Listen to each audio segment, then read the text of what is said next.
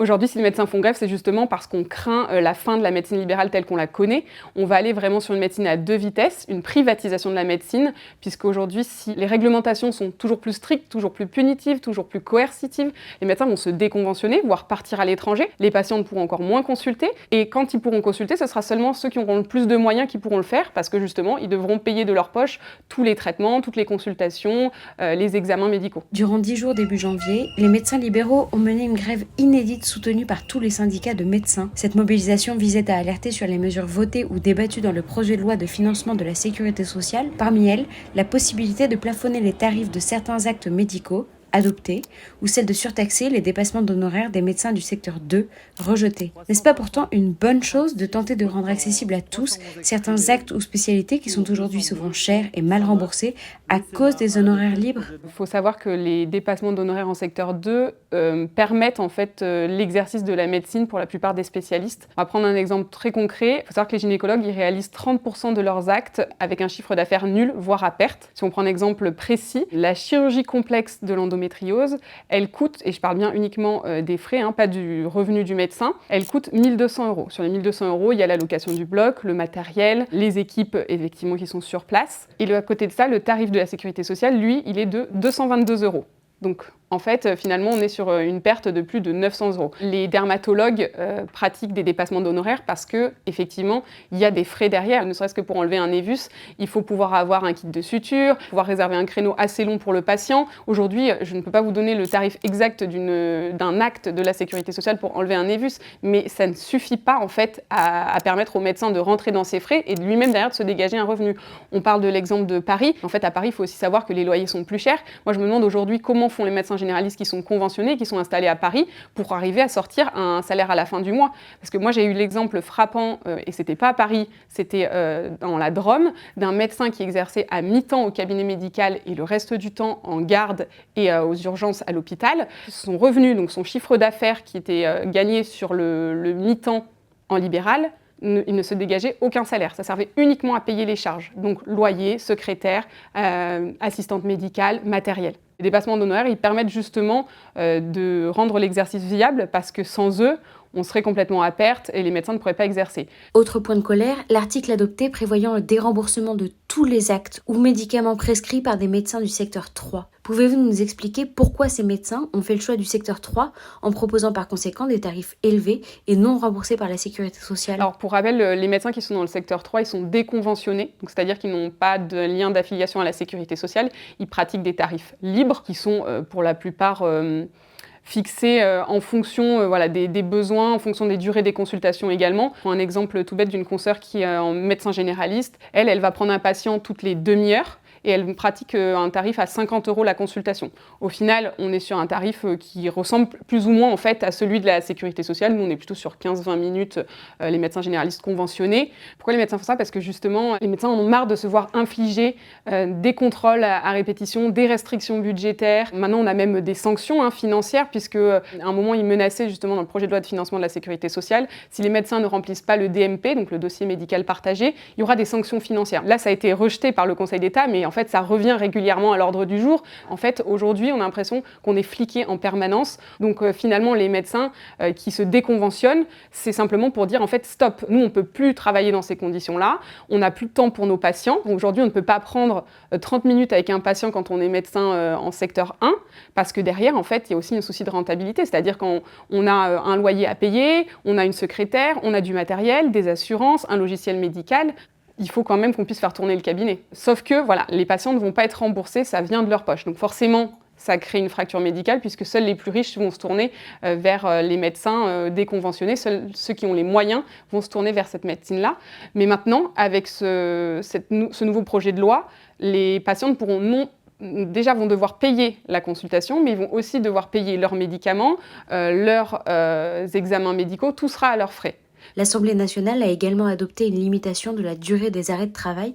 Qu'est-ce que cela change pour les médecins ? Donc dans le PLFSS qui a été voté en décembre 2025, il est discuté en fait de mettre les arrêts de travail sous objectif. En fait, un médecin installé touche une commission, on va dire, en fin d'année, selon les objectifs qu'il a remplis, c'est-à-dire avoir pris de nouveaux patients en charge, ne pas avoir prescrit trop d'antibiotiques. Et là, ils veulent inclure un quota, entre guillemets, d'arrêts maladie. C'est-à-dire qu'en fait, on va imposer aux médecins de ne pas dépasser un tel nombre d'arrêts maladie. Quand on sait qu'en 2024, 49% des jeunes actifs ont posé un arrêt de travail, que les montants détectés au titre des faux arrêts s'élevaient cette même année à près de 30 millions d'euros et que les prescriptions d'arrêt de travail ont augmenté de près de 30% en 10 ans, n'est-ce pas une bonne chose de prévoir davantage de contrôle ? Rendez-vous bien compte que lorsqu'on prescrit un arrêt médical, un arrêt de travail, c'est parce qu'on pense qu'il est justifié, c'est parce qu'on pense que le patient en a besoin. Aujourd'hui, la sécurité sociale veut imposer une limite, sauf que c'est absolument impossible, étant donné que nous, on n'est pas censé savoir si les patients fraudent ou non. Quand un patient nous dit qu'il ne va pas bien, quand on examine notre patient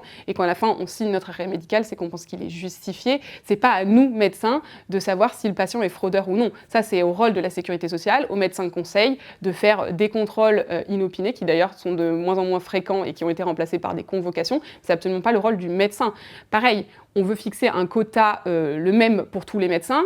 Il faut se rendre compte qu'il y a des médecins qui sont en zone rurale et qui vont être avec des populations très vieillissantes, beaucoup de retraités, vs un médecin qui est installé à côté d'une faculté ou dans un centre-ville avec plein de jeunes actifs qui vont forcément avoir plus d'arrêts de travail. Cette mesure, elle est complètement déconnectée de la réalité parce qu'on est sur des problématiques qui sont différentes selon les terrains. On ne peut pas imposer un seul et même quota à tous les médecins sur les arrêts de travail.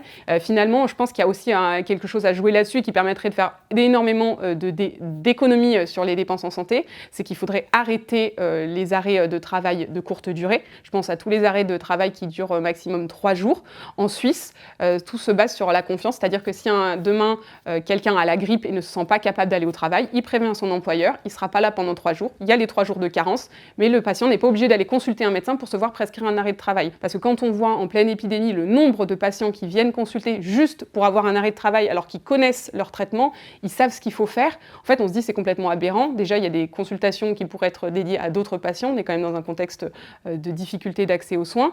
On a l'impression qu'en fait dans le PLFSS, les médecins sont les fautifs. Aujourd'hui l'accès aux soins est difficile et la responsabilité pèse bizarrement entièrement sur les médecins. Alors qu'on sait que les politiques de santé, elles s'enchaînent depuis des années, elles sont désastreuses. Il y a des solutions qui sont proposées qui sont complètement incohérentes, des budgets qui sont alloués dans des choses qui n'ont aucune efficacité. Ça va être encore à nous, on va dire, de trinquer. C'est juste une histoire de restrictions budgétaires. En fait, tout est pensé dans ce PLFSS pour faire encore des économies. Il n'y a que ça qui compte, alors que finalement, effectivement, la dispense des soins, la médecine, ça se joue surtout sur l'humain, sur les compétences médicales.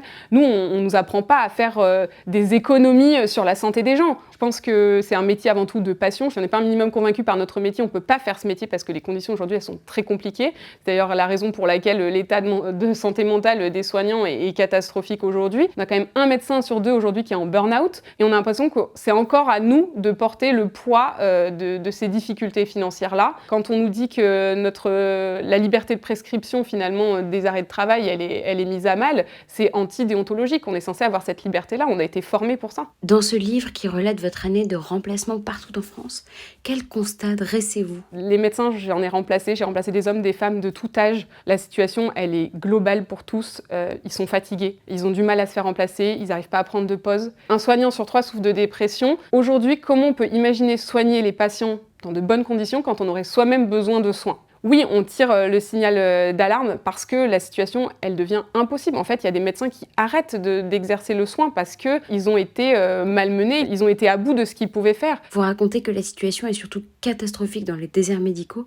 Quelles sont les conséquences pour les patients ? Aujourd'hui, 87% du territoire français est un désert médical. La conséquence directe, elle est pour les patients. Des patients qui ne peuvent pas se faire soigner, des patients qui parfois n'osent même pas, parce que finalement, moi j'avais une patiente qui n'est pas consultée depuis 11 ans. Elle me disait, oui, mais en fait, quand on sait que c'est difficile pour vous, les médecins, de soigner déjà les gens qui ont des urgences, forcément, on ne vient pas. Il faut savoir que pareil, il n'avait pas de médecin traitant, impossible de trouver un médecin sur le territoire. Ça faisait des mois que ça traînait, l'histoire. Ils ont profité, entre guillemets, du fait que j'ouvre des consultations pour des patients qui n'étaient pas suivis au cabinet pour prendre rendez-vous. Quand j'ai vu cette patiente, rapidement, quand elle m'a expliqué ses symptômes, à savoir des douleurs abdominales, une perte de poids importante, une fatigue aussi très importante, j'ai rapidement compris que la situation allait être très compliquée à gérer. Finalement, c'est une patiente que j'ai rapidement orientée dans un centre hospitalier parce que malheureusement, elle avait un cancer. Ça, c'est évidemment, on se dit... Comment on peut aujourd'hui en arriver là? Comment on peut, avec le système de soins français qu'on a, qui est quand même privilégié, même si effectivement il a des défauts, sacrifier des patients comme ça? Parce que véritablement, cette dame, si elle avait consulté plusieurs mois en avance, plusieurs années en avance, rien que notamment avec le dépistage du cancer colorectal, on aurait pu la prendre en charge. En Aveyron, j'ai remplacé un médecin qui était seul pour soigner les patients sur 652 km². 652 km², c'est des milliers de patients, c'est 4 EHPAD, c'est des domiciles où parfois je faisais jusqu'à 150 km en une matinée pour aller d'un domicile à un autre. On se dit mais comment fait-il au quotidien? C'est impossible de délivrer des soins de qualité, de faire de la prévention dans ces zones-là. En fait, on est sur de la médecine d'urgence. On va au plus vite, on traite le problème le plus important. Au tout début de mon remplacement, les 2 semaines suivantes étaient déjà complètes. Comment je fais pour derrière ajouter les urgences? Comment je fais pour trouver du temps pour les patients? J'ai parfois failli passer à côté de diagnostics très importants. Je repense à un patient qui se plaignait effectivement d'une fatigue intense, vraiment de courbatures très très asthéniques. Moi, je lui ai dit d'aller simplement faire un test pour la grippe en pharmacie pour être sûr que c'était bien la grippe, parce qu'on était vraiment dans un contexte d'épidémie. Le patient a été le faire et le test est revenu négatif. Donc il a rappelé le télésecrétariat. Et je ne sais pas pourquoi, mon instinct m'a fait dire bon, je vais le prendre entre 2 patients, il est jeune, ça durera peut-être pas très longtemps. Et en fait, ce patient est en train de faire une péricardite. Je l'ai envoyé à l'hôpital. Si ce patient, je lui avais dit attendez chez vous. De toute manière, je peux pas vous prendre parce que je ne peux pas voir tout le monde. C'est impossible d'imaginer qu'un médecin sur 652 km² puisse gérer tous les patients. C'est irréalisable. Qu'est-ce qui serait arrivé? Peut-être qu'il serait arrivé un drame. Et ça arrive quotidiennement dans ces zones-là. Des fois, ça se joue à rien. Finalement, moi, j'ai eu l'exemple récemment d'une patiente qui était fibromyalgique et qui est venue me consulter parce qu'elle avait des douleurs. Elle-même me dit, je pense faire une crise de fibromyalgie, j'ai des douleurs assez importantes au niveau du thorax. Et je voyais qu'elle souffrait. Et je me suis dit, bon, certainement qu'effectivement, elle fait une crise, mais on va rester systématique parce que c'est ce qu'on nous apprend durant nos nombreuses années d'études de médecine, c'est toujours rester systématique et ne pas tirer de conclusions hâtives. Je l'ai examinée. Et je trouvais qu'il y avait quand même quelque chose qui n'allait pas. J'avais très peu d'arguments, elle était simplement tachycarde, donc c'est-à-dire que le rythme cardiaque était un peu trop élevé, mais ça peut arriver effectivement quand on a des douleurs assez aussi importantes. Je lui ai dit, bon écoutez, je ne sais pas pourquoi, mais encore une fois, l'instinct médical, c'est ce qu'on développe au fur et à mesure de notre expérience, me fait dire qu'il y a quelque chose qui ne va pas. Je vais quand même vous prescrire une prise de sang, vous la faites en urgence, et puis on voit ce que ça donne. La prise de sang, elle était catastrophique. Je l'ai envoyée aux urgences, l'urgentiste m'a rappelé 1 heure plus tard en me disant qu'elle faisait une embolie pulmonaire bilatérale massive, et qu'1 heure de plus aurait suffi à ce que malheureusement elle décède. Ça, finalement, c'est vraiment au quotidien qu'on le vit, c'est-à-dire qu'en médecine générale, on ne fait pas que de la bobologie. Au milieu de toutes les consultations, d'un rhume, d'un enfant qui pleure, de ce genre de choses, il y a parfois des diagnostics sur lesquels il ne faut absolument pas passer. Et quand on sait qu'on est épuisé, quand on sait qu'on est fatigué, que les journées s'enchaînent et qu'on n'en voit pas le bout, et c'est là que les erreurs médicales peuvent se produire. Quand vous voyez dans certaines zones médicales où j'ai remplacé,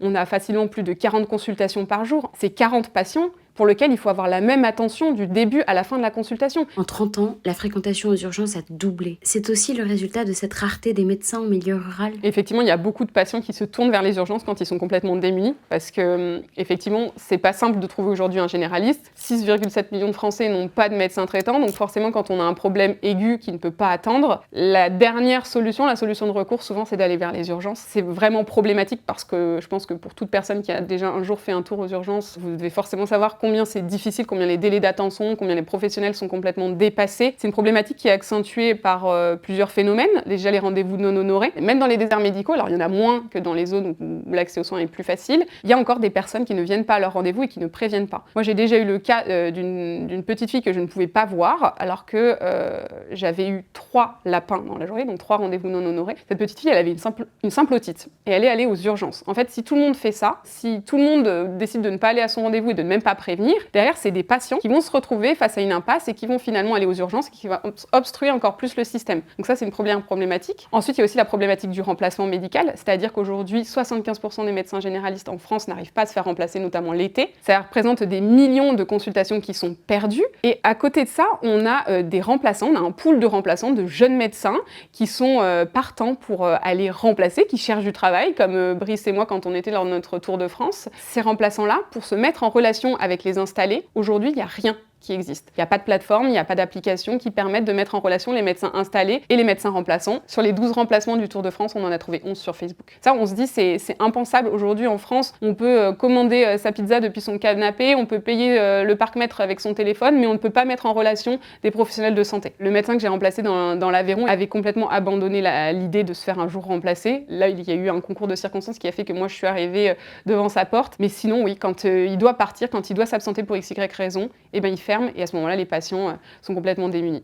Alors, après avoir enchaîné plusieurs rendez-vous avec l'Assemblée nationale et la Sécurité sociale, je leur ai fait part de notre problématique de difficulté à mettre en relation les remplaçants et les remplacés. C'est une problématique qui touche les médecins, mais qui touche aussi les kinés, les dentistes, les sages-femmes, tous les professionnels de santé libéraux. On m'a dit qu'effectivement, c'était une excellente idée, qu'on ne comprenait pas pourquoi on n'y avait pas pensé plus tôt. Ça date, pour tout vous dire, de décembre 2024 et début d'année 2025. On est en début 2026 et pour l'instant, rien ne se passe. Donc ça, c'est vraiment affolant parce que c'est pas des choses qui sont, je pense, très compliquées à mettre en place et pour autant personne ne s'en préoccupe. Autre point que vous racontez peser sur le quotidien des soignants, c'est la charge administrative. Pourtant avec internet, les logiciels, la carte vitale, on s'imagine que tout est de plus en plus simple, au contraire. La charge administrative, elle représente une part très importante dans notre quotidien de médecin. Il faut savoir qu'on doit tout noter, c'est-à-dire tout tracer, chaque examen, chaque compte-rendu médical, chaque résultat de biologie, tout doit être intégré dans le dossier médical. Alors effectivement, là, il y a une énorme disparité entre les logiciels médicaux. Il y a des logiciels qui nous permettent d'être beaucoup plus efficients que d'autres. Mais par exemple, quand on n'a pas d'assistante médicale ou pas de secrétaire médical,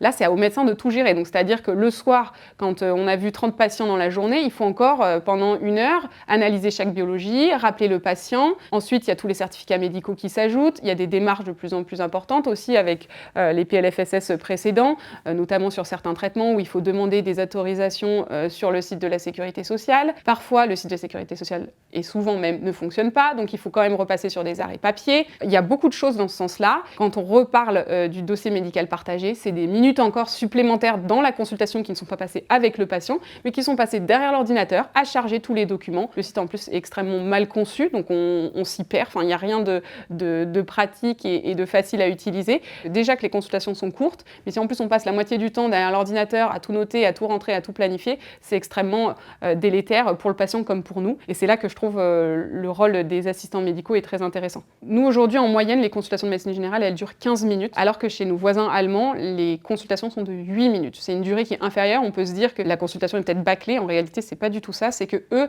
ont vraiment développé le système de l'assistant médical qui vient en complément du médecin. Un assistant médical, il va venir, il va installer le patient, le toiser, le peser, poser quelques questions pour savoir s'il y a des choses en particulier. Tout est mis à jour, les biologies sont rentrées, les dépistages ont été interrogés. En fait, il prépare, si vous voulez, la consultation médicale, ce qui fait que lorsque le médecin arrive, il peut vraiment se concentrer sur la problématique. Finalement, c'est un gain de temps qui permet de voir plus de patients sans sacrifier la qualité des soins et je trouve que c'est hyper intéressant. Et ça permet en plus aux médecins de se sentir plus libérés parce que, voilà, effectivement, il y a quelqu'un qui nous aide, on va dire, à driver un petit peu l'ensemble du cabinet médical et ça, c'est chouette. Ce qui serait vraiment l'idéal, c'est que chaque médecin traitant ait une secrétaire médicale et un assistant médical. Ça, c'est l'utopie.